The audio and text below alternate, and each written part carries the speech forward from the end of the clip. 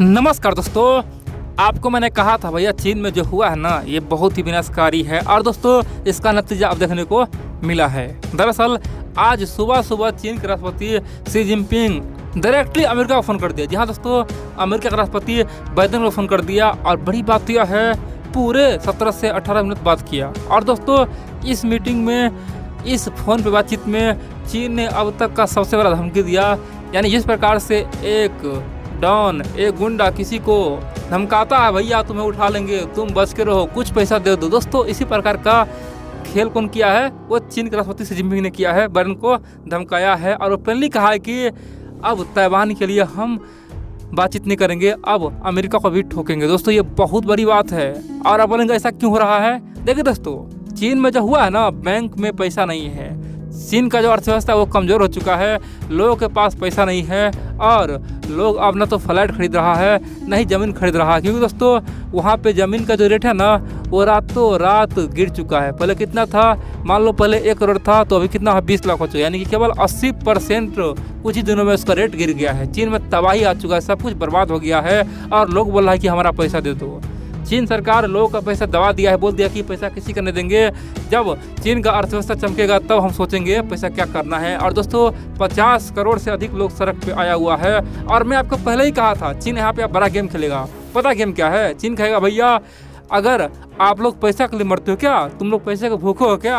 अरे भाई Xi Jinping तो चीन को अखंड करके रहेगा, शी जिनपिंग तो ताइवान पे हमला करके छोड़ेगा। और दोस्तों ताइवान का मुद्दा उठा के अपने लोगों को दबाने का प्रयास करेगा और चीन ने वही बड़ा गेम खेल दिया है।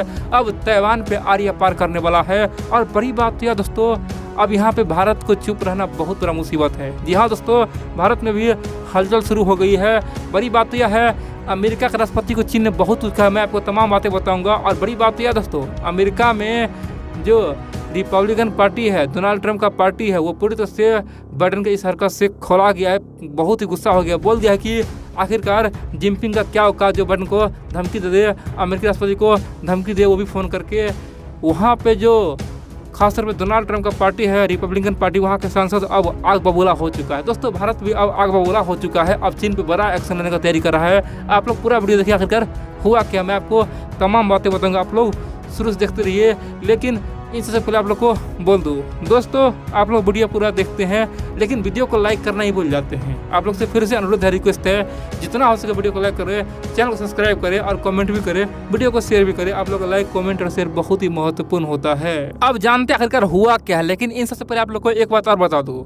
अगर दोस्तों आप चाहते हैं भारत का अर्थव्यवस्था चीन से अधिक हो जाए, अमेरिका से अधिक हो जाए, दोस्तों आपको एक काम करना होगा। भारत में पैसा कम नहीं है, लेकिन पैसा क्या है, घर में ही सीमित रहता है, घर से बाहर कोई यूज नहीं कर पाता है। दोस्तों भारत में हजारों कंपनियां हैं, अगर उसको पैसा मिले ना वो कंपनी बड़ा कंपनी बनेगा, कंपनी को मुनाफा होगा और हो सकता है आपका लाखों रुपया, अरबों रुपया बन जाए, करोड़ रुपया बन जाए। यानी कि आप शेयर बाजार में पैसा लगाइए, वो भी भारतीय कंपनी में। अगर भारतीय कंपनी चला तो आपका भी मुनाफा हुआ, देश का तो बम्पर मुनाफा होगा, हजारों करोड़ रोजगार आएगा और भारत रातों रात अमेरिका से ताकतवर बन जाएगा। इसीलिए दोस्तों अमेरिका में लोग क्या करता है, अमेरिका में 70 से 80% लोग शेयर बाजार में पैसा निवेश करता है।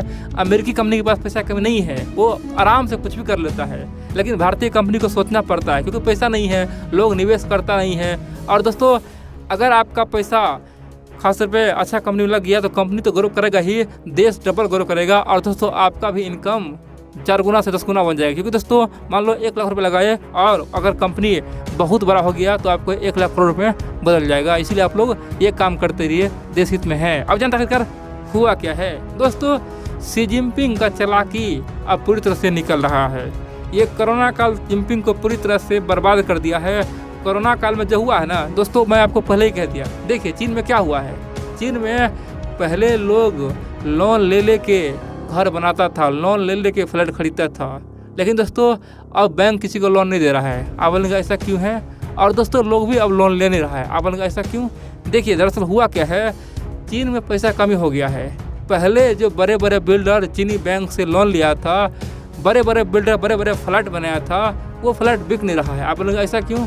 देखिए दोस्तों, जिस फ्लैट का दाम पहले 1 करोड़ था, जिस फ्लैट को बनाने में पहले 1 करोड़ लगा होगा, उसी फ्लैट का दाम कितना हो गया है? 20 लाख हो गया है। तो जो बड़े बड़े बिल्डर है वो 20 लाख में बेच नहीं पा रहा है और लोग 20 लाख से अधिक लगा नहीं रहा, इसीलिए कोई वहाँ पे न तो बिल्डिंग बिकता है न फ्लैट बिकता है और चीनी बैंक का जो लोन है वो चुक नहीं रहा है। और बड़ी बात यह है इसीलिए चीन में तबाही आया हुआ है। और दोस्तों जो लोग लोन लिया हुआ था वो भी अब किस्त नहीं भर रहा है। बोला भैया हम किस्त क्यों भरे, मान लो हम 1 करोड़ लोन लिए थे और अगर हम किस्त भरते हैं तो हमें 1 करोड़ से अधिक चुकाना पड़ेगा, जबकि अगर हम किस्त नहीं भरते हैं भैया जितना का संपत्ति उतना तो हम 5 गुना खरीद लेंगे, यानी कि हम 20 लाख के तुलना करें तो 5 गुना हो जाएगा, क्योंकि 1 करोड़ संपत्ति का वैल्यू कितना हो गया है, 20 लाख हो गया है। तो हम पैसा नहीं देंगे, हम उसी 1 करोड़ में 5 गुना संपत्ति खरीद लेंगे। इसलिए दोस्तों लोग ना तो पैसा चुका रहा है, लोग नहीं तो लोन ले रहा है। चीन का जो रफ्तार है दोस्तों पूरी तरह से फंस चुका है, यानी कि मकरा का जाल में फंस चुका है। चीन को समझ नहीं आ रही है चल क्या रहा है भैया, देश में हो क्या गया, सब कुछ तहस नहस हो गया है। और दोस्तों चीन इसीलिए श्रीलंका में कोई मदद नहीं कर पाया। जी हाँ दोस्तों, जिनके पास पैसा नहीं है श्रीलंका बर्बाद हो गया, लेकिन कुछ कर नहीं पाया। चीन के पास पैसा रहता तो यहाँ पे कूद जाता। अब यहाँ पे चीन को समझ में आ गया है, जिनपिंग को समझ में आ गया है कि ये मुद्दा हमारे लिए इतना खतरनाक है, एक न एक दिन यानी कि केवल 1 ही साल के अंदर में या तो कम्युनिस्ट पार्टी का विखंडन हो जाएगा, लोग सड़क पे दौड़ा के मारेगा, या फिर शी जिनपिंग को सत्ता छोड़ना ही पड़ेगा। ये मुद्दा इतना विकराल हो गया है और ये मुद्दा संभल ले रहा है। चीनी सड़कों पे अब टैंक उतार चुका है, बैंक के सामने में टैंक है, कोई भी लोग पैसा लेने जाता है उस पर टैंक मारता है। अब इसीलिए जिनपिंग ने एक प्लान बनाया है, प्लान यह है कि ताइवान का मुद्दा उठा दो, ताइवान पे हमला कर रहे हैं ताकि लोग एक हो जाए और ताइवान मुद्दे पे लोगों को हम समझा देंगे और बोल देंगे भैया हम देश हित में हैं। दोस्तों जिनपिंग इसीलिए प्लान बनाया है। आप बोलेंगे जिनपिंग ने क्या किया, देखिए हाल ही में अमेरिका का एक बहुत बड़ा सांसद है, बहुत ही बुद्धिमान है, बहुत पहले से है, नैन्सी पेलोसी। दोस्तों नैन्सी पेलोसी बोल रही है कि हम जा रहे हैं ताइवान जा रहे हैं। और बड़ी बात तो यह है 1997 के बाद अभी तक कोई भी अमेरिकी सांसद या फिर बड़ा मंत्री ताइवान नहीं गया है। अब दोस्तों चीन इसे कई सालों से रोक रहा था, लेकिन अब आर्य पार होने वाला है।